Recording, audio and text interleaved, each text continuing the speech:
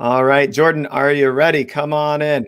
Hey, Derek, how's it going? Doing good. This is I want to say your session is the flagship session of the event because there's no such thing as retention and loyalty. You can't do it to the fullest without a great loyalty tool. So I'm really looking forward to you showcasing first the strategies and then how you've built technology to facilitate some of those strategies. As we just heard from Ashley, even things like 21-day challenges. How do we get loyalty points for participating in that or using a hashtag or following on Instagram? Things that, as I said at the beginning of today, I believe are integral to any sort of like social or digitally native vertical brand. And they're just becoming more and more important as time goes on. And I know that you guys have built amazing technology to capture and incentivize and reward and retain and watch people grow and engage from this. So with that said, I will put your screen up here and I will step aside and let you take it away. Brilliant. What an introduction. Thank you, Derek. So hi, everyone. Thanks for joining today's session. And again, just a quick thanks to Derek and the whole team at eCommerce Tech as well. I know that they put a lot of work into this event. So yeah, happy to be here. As a quick introduction, I'm Jordan. I'm one of the partnerships managers at LoyaltyLion. And I'm here today to essentially talk to you about something that we've been focusing on a lot at LoyaltyLion, which is community. And more importantly, why your brand community is such a valuable asset. So as Derek kind of touched on, we are going to cover community matters. We're going to talk around what makes a great community. And we're also going to talk about how brands can start thinking about creating their own brand community as well. So without further ado, community matters, but why? Data from our community roundtable report showed that the average active community has a potential to deliver an ROI of over 4,000%, which is pretty crazy when you think about other marketing channels and other initiatives. But what I think is even more important is that this ROI or this value increases with every year that a community is active. So for brands, getting this right in the start could unlock a marketing channel or an initiative that simply builds on itself year after year.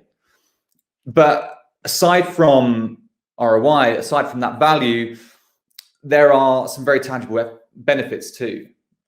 We found out that 66% of companies say they turn to their brand communities for product development. So these are brands hearing directly from their customers what they want next and what's working with their product.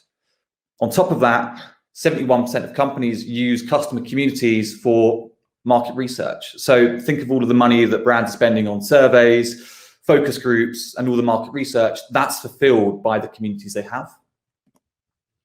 On top of that, 80% of marketers indicate that building brand communities has increased traffic. So they're actively helping customers to get customers through the door in a more cost-effective way than the sort of paid acquisition channels. And we also saw that 33% report that branded communities alone have changed their marketing plans and even their products, which is really powerful.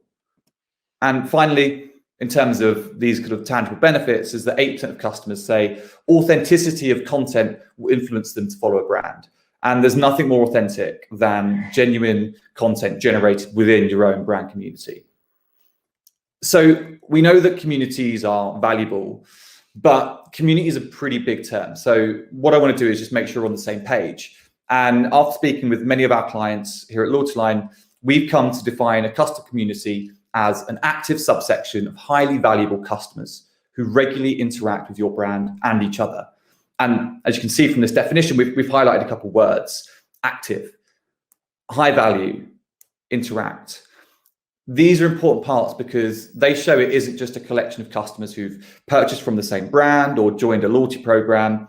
It's more than that. It's about a collection of people who regularly undertake actions that are of value to themselves, to other customers, and to the brand.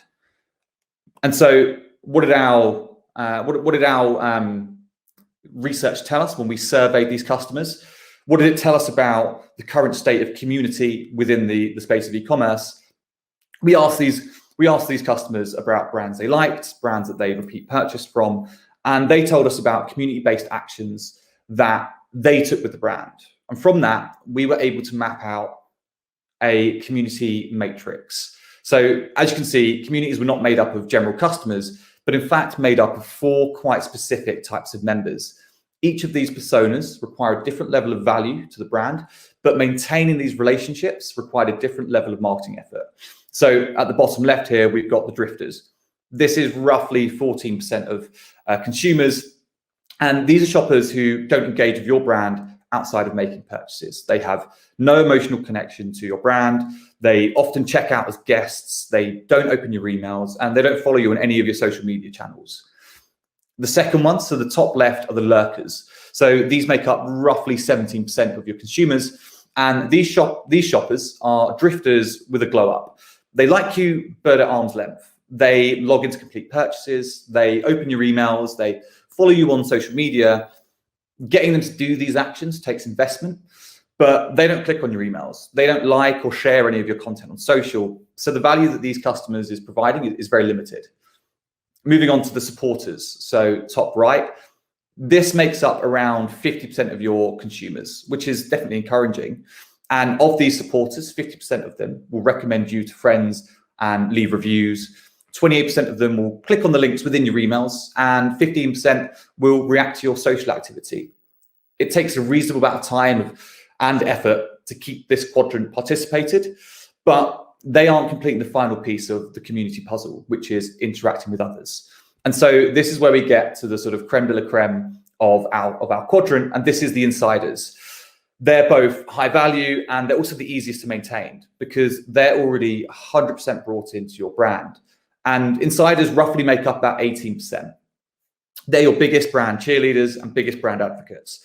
And over 50% of these will post about your brand on social media. They will comment, they will share, they will talk to others within the community. They're your highest value and lowest maintenance customers, and they encapsulate the definition of community. So to kind of summarize on that matrix, each of these personas have different propensities to complete high value actions, which will drive incremental gains for a brand. Insiders, as you can see, they're the jewel in this community crown, and definitely worth cultivating these types of relationships. So now you know who's in the community. It might be worth considering how many of these personas you currently have. But we want to make sure that community means as much to your customers as it did to us when we did this research. So we actually dug into what actually drives consumers and customers to undertake these community-based actions. So these are actions that are positively beneficial to your brand, and it's your customers actively engaging with your brand. And so we came up with, by looking at the results, we came up with 3 key motivators for customers to actually undertake these community-based actions. Transactional drivers, customers benefiting monetarily in return for their efforts. The second one is brand alignment. And so these are opportunities for customers to establish emotional connections with the brand. And the final one is experiential. So these are opportunities for customers to enhance their own shopping experience via sort of engaging with the community. And so interestingly, as members move throughout that quadrant that we looked at, their motivations slightly change. So let's have a look at these 3 different drivers in a bit more detail to get a better understanding of it. The first is transactional. So unsurprisingly, consumers are driven to complete community-based actions in return for financial incentives. So 81% of consumers are motivated by financial incentives or discounts. 43% are motivated by discounts or things like free delivery. More interestingly, our second driver of community behavior, we see that customers are driven to undertake community-based actions when they're given the opportunity to create an emotional connection with the brand. So when we looked at the stats, we saw that 69% are motivated by the opportunity to interact with the brand itself. This actually increases to 80% when we start to look just at insiders. 61% are motivated by the ability to contribute to a common cause or a common kind of mission. 57% are motivated by a greater understanding of what the brand actually stands for, which is we're seeing a lot in the sort of modern space and a lot of brands. And 50% are motivated by a greater understanding of a brand's history, which is fantastic because this allows brands to tell their own unique story about why they exist in the first place. The final community driver, so again, the final reason why customers complete community activities is because they gives them the opportunity for them to actually enhance their own customer experience. And so customer experience is constantly talked about. It's a bit of a buzzword, but from a shopper's perspective, it kind of makes sense because 47% are motivated by the ability to make more confident purchase choices. 70% are motivated by the chance to find out more about products from existing customers. 61 are more motivated by the opportunity to access interesting content. And 32% are motivated by early access to sales and products. And 25 by the chance of actually testing out new products. So now we know what a community is. Now we know what these members look like within the community, and we even know what motivates them to participate in the community. But how do we create these communities? Where do I manage them? Perhaps more importantly, what does this have to do with a loyalty program? And why is this coming from LoyaltyLion? Well, this is where it gets quite interesting, because the final part of research showed that customers move through the community quadrant that we looked at earlier. As they do that, their propensity to join loyalty programs and engage with them actually increases. So 82% of insiders said they were part of their favorite brand's loyalty programs, compared to only 28% of drifters. But that seems quite obvious. What you might not have considered is, instead of building out a whole new marketing function or channel to build this valuable community, is to use a loyalty program as the unifying force to point your customers towards the direction of creating a highly engaged brand community. So now I want to look at some brands doing exactly this, building their community around their loyalty programs and turning their customers into insiders. So what I'm going to do is going to look at some of the best in class brand communities. And I'm going to start with an absolute powerhouse of community and loyalty, which is Sephora. So Sephora's community is hugely important to them and hugely important to their success story. As you go onto their site, their whole experience gives the customers an option to start a conversation or add a photo. They make it super easier for customers to participate in that community and find people who have similar interests or problems to them. Now, it's quite easy to see how it's working for them, because when I took this screenshot, they had 4 million members, 50,000 of them were currently online, and they had over 2.5 million posts in their forum. But the fact is, most brands aren't Sephora. They don't have the experience, the budget, the resource to emulate Sephora. And so this session isn't about making it harder or more intimidating to create a community. It's about making it easier to create that brand community. So what I want to do is show you a couple of my favorite examples of our LoyaltyLion merchants who are using their loyalty programs to emulate the same effect that Sephora is, and essentially emulate their community success. So the first example is a fantastic brand called Astrid and Miu, who really came into their own from a community perspective when COVID hit. As all their offline stores shut, they were forced to connect with their customers online instead. I'm sure this is a story that many brands will kind of relate to. But with Astrid and Miu, they created a community content hub, which enabled their customers to learn about the brand and their products. So these guys are a really trendy jewelry brand. And so what they did is they created content like the necklace layering lookbook, and even created an encyclopedia called Earcyclopedia to kind of educate their customers on earrings. On top of that, they're also building the emotional connections with their customers by educating them on their recycling program, their content on International Women's Day, and even talking about their BAME Student Accelerator program. So they've created an amazing and engaging content and strategy, which has enabled them to build a community of insiders. And it pulls on almost all of the community drivers that we explored a little bit earlier.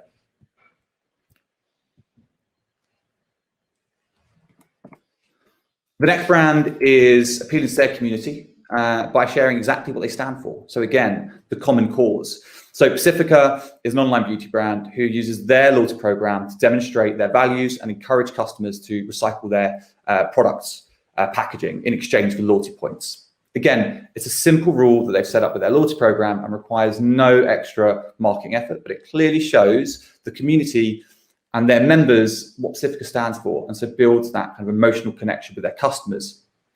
and taps into that common cause community driver that we saw. Another really great example is Zox. So another eco-friendly, morally driven brand. And they're a great example of a brand who is taking the first steps towards moving their customers through that community matrix and encouraging participation. So through their loyalty program, they encourage their customers to engage with their brand with the allure of points, from customers adding them on social channels like Facebook, Instagram, Twitter, and also encouraging their customers to leave the review. So pushing that customer from being a drifter all the way through to hopefully being an insider. One of the key things we talked about in our definition of community was the importance of customers speaking to each other. But how can we easily facilitate this without kind of building this Sephora style setup? Well, one very useful tool here is Facebook. So one of our merchants, Never Fully Dressed, they're a fashion brand, and they enable their community to interact with each other. They share photos, tips on styling, and they're constantly liking and commenting on each other's content. This is all done through their Facebook community group. And this is a great example of an active community who's enhancing each other's shopping experience. Best of all, their community members are self-fulfilling this content. So the community is doing all the hard work of building social proof, educating the customers, and bringing customers to convert and buying more. And without any input from the marketing teams, all the hard work's done from the community, which is amazing. As we just spoke about, Never Fully Dressed, obviously with their community on Facebook, that was open to everyone. But this is where another merchant we work with, Anne-Marie, has a slightly different approach. So they have a similar type of community on Facebook, but they've built in an element of exclusivity. They only give their subscription customers access to their Facebook group. And this works perfectly for them because they know their subscription customers are the most valuable customers they have. And so they've used the allure of this community as an incentive for customers to actually sign up to their subscription offering, which is amazing and works really well for them. And just to kind of continue with this theme of exclusivity, we have a beauty brand, Milanese, and they do a fantastic job with making their community members feel like they're part of something bigger. So remember, consumers are driven to behave like insiders if they have access to experiential benefits like early access to new sales or products. So Milanese does exactly this. And they do this in a wonderful way by offering their loyalty program members exactly that, secret sales and early access to test new products. By offering this to their highest loyalty tier member, they actually reinforce this sense of community amongst their best customers, whilst also encouraging other customers to aspire to spend more and enter that top tier, which is a really sort of powerful mechanism for them, and definitely seen some great results from that.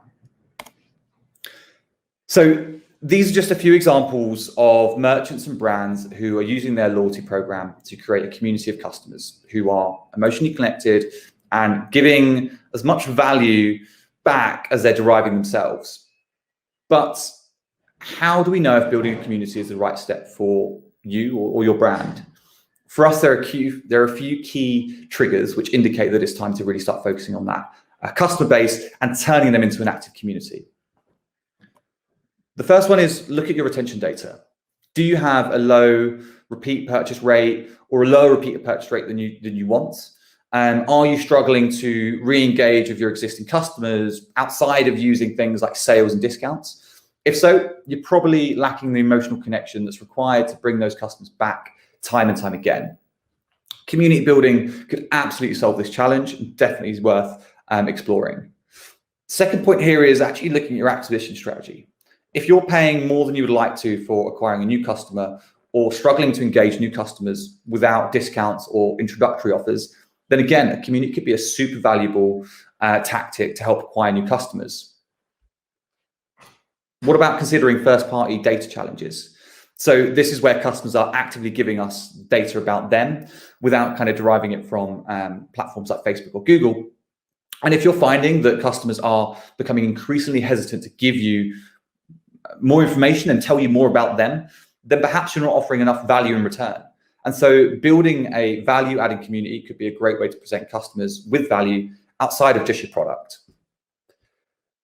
The second to last is confronting mandatory metrics. So Again, if your marketing methods are leaning towards vanity metrics rather than hard results, so looking at how many social media followers we have, but not looking at the engagement or referral rates, then spending time on moving customers through that community matrix could be a really powerful strategy to gain some results. Finally, find your common cause or interest. If you have a common cause or interest or value that runs through your customer base, then a community could be a powerful strategy to drive more value from that customer base. I've spoken to brands that feel like they can't create a community because they don't support a charity cause or have a social mission. But the truth is, communities are not restricted to these types of brands. Nike, for example, obviously have a very powerful community around runners and sports enthusiasts, which seems so easy because their product leans so nicely towards this tribalistic group and runners and enthusiastic CrossFit trainers. But in the examples we saw a little bit earlier, that was from a whole range of different verticals, including jewelry and accessories. And so these verticals aren't obviously set up for community building, but they managed to build a community around their product and how their customers engage with them. If you're a merchant and you probably have a USP, there is a reason why you exist. I would tell that story and rally a community around that, because that's a great way for you to drive more engagement and bring your customers into your brand. So brand communities are hugely valuable when it comes to building long-term relationships with your customers and driving customer retention. So what does your brand community look like? Or perhaps more importantly, what could it look like? Something we always say at LoyaltyLion is that your future success depends on your existing customers. So thank you so much for listening, and I hope you found the session interesting, or better yet, insightful and inspiring. If you would like to hear more about the Community Matters campaign, then go to LoyaltyLion/Community Matters to find out more. And yes, if there's any questions, I'm happy to take them. Awesome. Thank you so much. I'm just typing this up here. LoyaltyLion.com/ was it Community Matters -Matters? I want to make sure I got it right. Yeah. And we have a magazine that we've released as well with all of the details and all the data from our research groups and all of the kind of consumer research that we did too. We'll put it up here in chat for everybody, and to go check out LoyaltyLion. I really love that presentation. I was actually tweeting about the graph of the insiders. I think it's a really great breakdown of how to think about our overall customer base and know that, like, I think sometimes people don't implement or work really hard on their loyalty program because they think to themselves, well, a lot of these people aren't even going to engage with it. And you just, in one graph said, I don't care if some people don't engage. These are the people you care about, the 18% that want to engage. So to me, I think that was a powerful light switch in order to think about why, if we can get the 18% to buy, X times more often, how that affects overall retention. And then of course, keep growing the 18%, keep focusing on the things that they want. And I think if you're able to do that, then more and more people, more and more percentage of the customer base become insiders. And then you might make 80% of your revenue off of that 18% of your customer base and they all share on social, and it's driving, it's driving the one-off purchase from the person that isn't going to join the insiders, which is okay, but it's also driving another lifetime fan as well. So definitely. And when we first started exploring this piece around community and building that sort of meaningful community, something that we discovered by just speaking to merchants is that people didn't know how to do it. They had this loose idea of what they wanted to achieve, but they didn't actually have, like you said, a kind of format or a methodology on how to do it. And so I agree. I think that matrix makes it way more digestible for brands to say, okay, well, how can I make these small little changes? How can I encourage these small little behaviors and actions? Because that will eventually start to move customers through that kind of funnel. So on that note, then, when it comes to a retention strategy, and I'm sure you get this as a technology provider, when should I expect to see my ROI? I know that, and by the way, sometimes these things are hard to track as a whole. Sometimes better product market fit in general increases retention, all that stuff. But let's say I build the loyalty program, I launch it, I get a few dozen people, maybe a few hundred people on board, percentage of my customer base. How patiently do I need to wait to start to really see this pick up from a revenue standpoint for me? Yeah, that's a really good question. There's a couple kind of points there. In terms of actually launching a loyalty program, I think it's really important for merchants to actually think really about what they're trying to achieve, what kind of behaviors they're trying to push through the program, and that could be quite a tricky thing. So what I would say is speak to us, speak to experts in the space, or speak to loyalty platform providers, because they can help you with that kind of objective phase of mapping out what you want to get out of a loyalty program. In terms of kind of the ROI that they're going to be getting from the program, we typically see that after 4 to 6 months is where merchants fully see the impact of their loyalty programs. But the thing about loyalty is that when you've got a loyalty program that builds in all of this kind of this sort of feature set, like refer a friend, pushing customers from first to second purchase. Refer a friend, just as an example, there is so powerful. We work with a really cool brand called Lively. They're a women's underwear and beachwear brand. And in the last 2 years of them working with us, they've generated £1 million in referral revenue, which is just huge. So we typically say kind of 4 to 6 months, but there's so much value that can be driven from things like referrals, things like moving customers to second purchases or third purchases, wherever your kind of repeat purchase rate sits. Yeah, I love it. And I had hinted at it earlier that that referral or viral coefficient of the brand, it not only does it change the lifetime value of what you're paying to acquire users. So if you think you're acquiring a user for $20 and their lifetime value is 60, if your referral rate is 0.2, then your lifetime value is 60 plus 0.2 of 60, 60 times 1.2, whatever that is. I can do this math. 1/5 is 72. $12, 72, I think. Yeah. Yeah. Thank you. So your actual lifetime value goes up, and then that kind of allows you to push the margins a little bit further. And I absolutely love this idea of, I think there's also rules, sequences, and goals that you have to have once they've made that first purchase. In a perfect world, you'd have an entire team dedicated to get them from the first purchase to the second purchase, and and maybe there's a team from the second to the third, or at least like in perpetuity, right? And we call those brand engagement teams or retention teams or whatever it is. But people have so many of their dollars spent on Facebook ads or Google ads and paying media agencies on the front end. They don't pay anybody on the back end. And so I think this is hopefully the problem that by the end of this event, everyone's concerned about and solving for with a tool like LoyaltyLion, and especially tracking that referral coefficient for sure. Yeah, I think one sort of final ending piece is whether it's loyalty programs, whether it's other kind of technologies that are going to be showcased in this sort of event, try things out, invest money in different ways to push customer lifetime value up or to increase repeat purchase rates, and then see what works for you as a brand. And then you can obviously just mold it from there. That's sort of advice that I would give anyway. Yeah. And on that 4 to 6 month return, I can imagine that there's still a lot more to do. There's more in that battle. So it doesn't just end when it starts working. It kind of always needs to be either layered on top, tested against, or evolved as the industry evolves as well. Absolutely. Yeah. Awesome, Jordan. We're going to move right into our next session. Thank you so much for joining us. Everybody can check out LoyaltyLion with the link down below here. Thanks, Derek. Good talking with you. All right.